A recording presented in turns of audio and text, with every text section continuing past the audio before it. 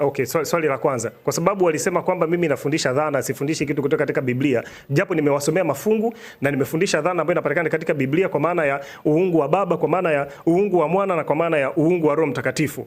Sasa waniambie, je, kama vile wanavyo claim kwamba neno utatu walimo katika Biblia, kwa hiyo linakuwa la uongo kwa sababu walimo katika Biblia. Kadhalika pia waniambie maneno mengine yote kwa sababu hayamo katika Biblia. Kwa mfano, Biblia neno lenyewe au incarnation au investigative judgment au zile sifa za Mungu kama omnipresent, omnipotent kwa sababu hayamo katika Biblia. Je, nayo ni ya uongo? Sawa kabisa. Tena mimi nakuongezea na hili la kwamba huduma tano mnazosemaga huduma tano zile za mwalimu mwinjilisti hazimo katika Biblia. Kwa hiyo neno kwa sababu huduma haipo mtasema haipo. Kwa sababu mnakataa utatu kwa sababu neno utatu halipo. Karibuni sana walimu kwa dakika 5. Kwanza kitu ya kwanza Bwana mwenyekiti, Mungu si dhana. Kama kuna jambo ambalo ni dhana, basi wewe unaweza kulitafuta kama Biblia kama dhana. Sasa ukisoma Biblia unasema kwamba Biblia dhana yake ni mkusanyiko wa vitabu. Sasa ukichukua Biblia hivi unapata kuna vitabu vingi ndani. Sasa hiyo ndio tunasema dhana. Lakini Mungu si dhana. Utatu ndio dhana kulingana na vitabu zao. Wanasema utatu ni fumbo. Kwa hivyo ni dhana. Wanatafuta. Lakini katika Biblia Yohana 17 mstari wa 3 inasema wakujue wewe Mungu wa pekee wa kweli na Yesu Kristo uliyemtuma. Sasa itakuwaje dhana? Haiwezi kuwa dhana. Mnakataa utatu kwa sababu hilo neno utatu halipatikani kwenye Biblia. Hatusemi utatu kwa sababu neno utatu halipatikani kwa Biblia. Kidogo tu. Tunakataa utatu kwa sababu hakuna andiko linalosema Mungu Baba, Mungu Mwana, Mungu Roho Mtakatifu ndio Mungu moja. Hata kama hilo neno utatu watalikose. Lakini semekane Mungu mmoja ni Baba, Mwana, no, inaisha. Kwa hivyo si lazima atoe jina utatu. Hata jina utatu wakose. Lakini atoe Mungu mmoja ni Baba, Mwana, no, kizi inaisha. Lakini sasa kuna andiko linalosema Mungu mmoja ni nani? Kwa nini alipinge? Alafu aanze kufanya dhana. Kwa sababu katika Wakorintho wa kwanza 8:6 inasema kwetu sisi Mungu ni mmoja tu aliye Baba. Sasa kwa nini tena tupinge hilo andiko? Kwa nini tulipinge? Sasa katika Yohana ile 1:1 ambaye ameitoa. Hiyo Yohana 1:1 inasema hapo mwanzo kulikuwa neno. Naye neno alikuwa kwa Mungu. Naye neno alikuwa Mungu. Mstari wa 14 inasema huyo neno alifanyika mwili, akakaa kwetu. Nasi tukaona utukufu wake kama utukufu wa mwana pekee atokaye kwa Baba. Amejaa neema na kweli. Kwa hivyo huyu neno ambaye anaitwa Mungu ni mwana. Sasa kulingana na kanisa la Waadventista wa Sabato wanaamini hivi. Kulingana na kanisa la Waadventista wa Sabato la kweli. Waadventista wa Sabato wa kweli sasa.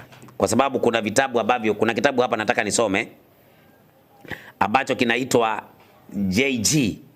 Matheson Review Adelaide October 12, 1869. Inasema hivi.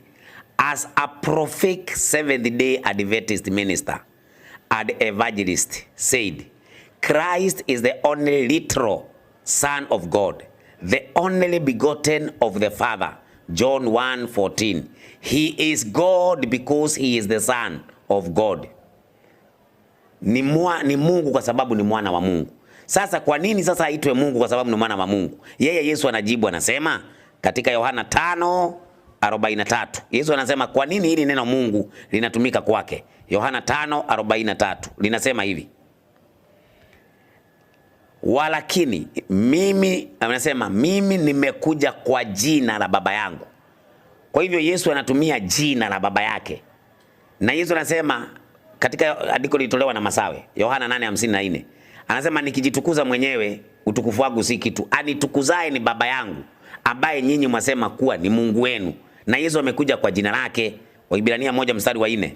Kwa hivyo nafikiria kwamba hoja yake Yohana 1:1 hiyo nimeshamalizana naye. Sasa katika Waibrania 1 mstari wake wa 4 inasema hivi. Amefanyika bora kupita malaika kwa kadiri ya jina alilorithi lilivyo tukufu kuliko lao. Kwa hivyo Yesu amerithi jina. Sasa hilo jina Mungu Yesu amerithi. Na anasema nimekuja kwa jina la Baba yangu. Katika Yohana 17:11 anasema jina lile ulilonipa. Jina lile ulilonipa. Kwa hivyo Yesu amekuja kwa jina la Baba yake.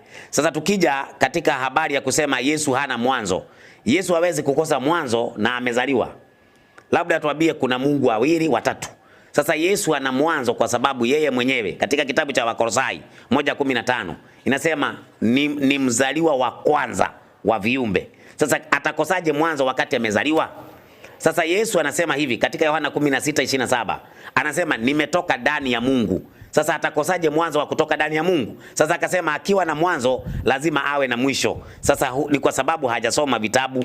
Akiwa amesoma vitabu hawezi kuuliza hivyo. Inasema hivi katika kitabu kinaitwa the Ellen G. White Manuscript Release ya 116 ya December 1905.